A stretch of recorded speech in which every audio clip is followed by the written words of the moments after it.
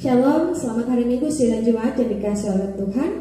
Kebenaran firman Tuhan pada 31 bulan Mei 2020 bertepatan dengan hari Pentakosta diambil dari Yohanes pasal 20 ayat 19 sampai 23. Yohanes pasal 20 ayat 19 sampai 23. Sebelum kita bersama-sama merenungkan firman Tuhan, mari kita berdoa. Kita berdoa. Allah Bapa yang bertahta di dalam kerajaan sorga, terima kasih sebab Tuhan boleh mengurapi dan menjaga kami hari lepas hari. Dan pada kesempatan saat ini ya Tuhan, kami bersama-sama akan merenungkan, membaca, biar Tuhan boleh memampukan kami memiliki, agar kami dapat memiliki pemikiran yang terfokus kepada Tuhan. Urapi hati dan pikiran kami, diri kami ya Tuhan, agar kami senantiasa menjadi cerminan Allah di dalam kehidupan kami. Mampukan kami agar kami dapat melakukan kebenaran firman Tuhan ini. Berfirmanlah sebab kami telah siap sedia. Amin. Yohanes pasal 20 ayat 19 sampai 23. Yesus menampakkan diri kepada murid-muridnya. Ketika hari sudah malam, pada hari pertama minggu itu berkumpullah murid-murid Yesus di suatu tempat dengan pintu-pintu yang terkunci karena mereka takut kepada orang-orang Yahudi.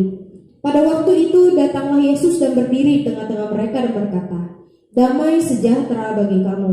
Dan sesudah berkata demikian, ia menunjukkan tangannya dan lambungnya kepada mereka. Murid-murid itu bersukacita ketika mereka melihat Tuhan. Maka kata Yesus sekali lagi, "Damai sejahtera bagi kamu, sama seperti Bapa mengutus aku, demikian juga sekarang aku mengutus kamu." Dan sesudah berkata demikian, ia mengembusi mereka dan berkata, "Terimalah Roh Kudus. Jikalau kamu mengampuni dosa orang, dosanya diampuni, dan jikalau kamu menyatakan dosa orang tetap ada, dosanya tetap ada." Amin untuk pembacaan Alkitab.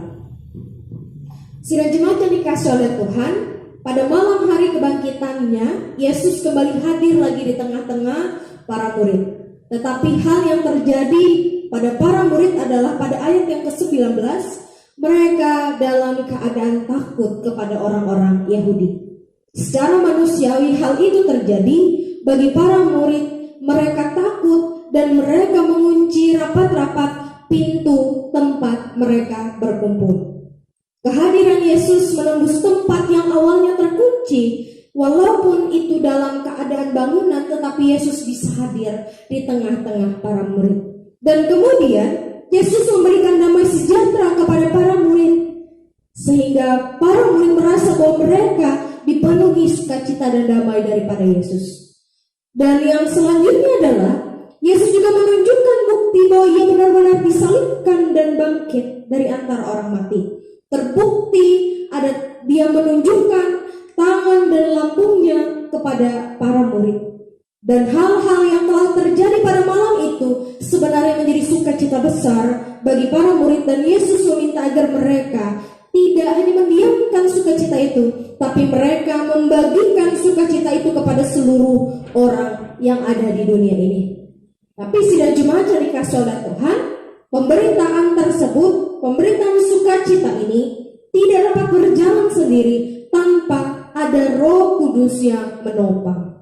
Yesus memberikan Roh Kudus kepada para murid agar tugas pemberitaan Injil ini dan tugas sukacita ini dapat diberikan kepada semua orang yang percaya, dan setiap orang percaya dapat diberikan topangan bantuan daripada Roh Kudus. Dan bukti pada hari ini sebagai hari Pentakosta, di mana Roh Kudus itu hadir dan benar-benar nyata bagi para murid dan terbukti di dalam iman percaya seluruh orang-orang percaya yang ada di dunia.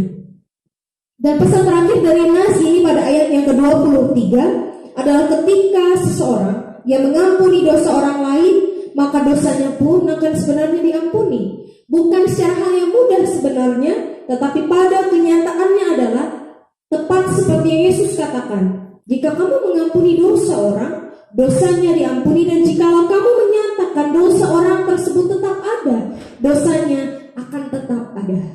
Jadi setiap orang yang tidak mampu mengampuni sesamanya dalam keadaan apapun dan kepada siapapun, maka dosanya sebenarnya masih ada di dalam dia.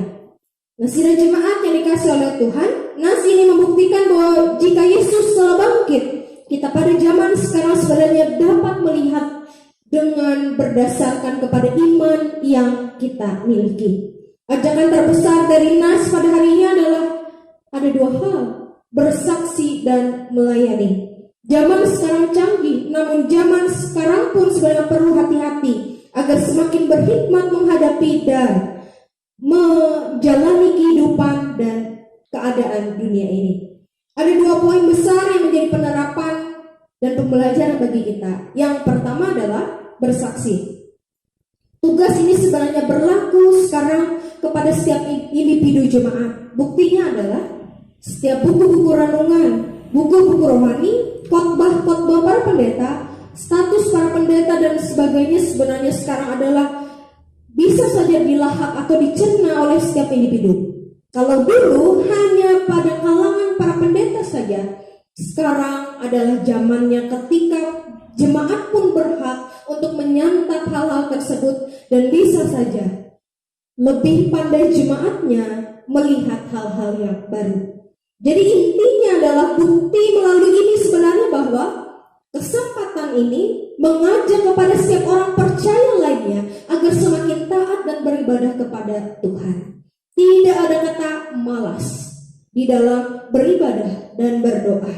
Pakai hal ini bukannya untuk mengkhotbahi sesama atau orang-orang yang belum percaya, tapi jadilah contoh, misalkan jadilah orang-orang Kristen yang taat. Bukan kepada menjadi orang-orang Kristen yang hanya sekedar sukanya saja kepada Yesus, tapi ketika duka malah meninggalkan Yesus. Atau ketika duka saja mencari Yesus, ketika suka lupa kepada Yesus. Atau ketika sakit malah mencari hal yang sebenarnya jauh daripada Tuhan. Yang kedua adalah mengampuni. Lagi-lagi khotbah atau firman Allah sebenarnya mengarah kepada mengampuni dan mengasihi. Sebenarnya bukannya sekedar dalam tanda kutip hanya mencari pahala, tapi ujung-ujungnya adalah ketika seseorang mengampuni, maka ia dapat diampuni oleh Bapa. Dan setiap dosa-dosa yang dia lakukan dapat diampuni oleh Bapa dengan catatan bahwa dia mampu mengampuni sesamanya. Misalkan adalah ketika seseorang memiliki hati yang kesal sekali terhadap omongan atau penilaian orang lain yang mestinya tidak harus menjadi tolak ukur bagi kehidupannya, tapi orang tersebut benar-benar kesal. Tapi firman Tuhan pernahkah mengajarkan untuk seseorang yang percaya marah ataupun dendam? Sekali lagi dan lagi-lagi bahwa orang Kristen diajak untuk mengampuni. Dan Yesus Kristus sangat baik menyatakan bahwa setiap orang yang mampu mengampuni di dalam doanya, di dalam perkataannya, di dalam tindakannya, bahwa setiap kesalahannya akan diampuni oleh Tuhan. Seseorang tidak dapat bersatu dengan Bapa jika dia masih dalam keadaan berdosa, tapi dia dapat menghilangkan dosanya melalui pengakuan kepada Yesus, kepada Bapa. Kemudian dia dapat bersatu dengan Bapa. Biarlah kasih Allah memenuhi dunia ini. Selamat Hari Pentakosta kepada seluruh sidang jemaat Gereja Kalimantan Evangelis. Tuhan Yesus memberkati.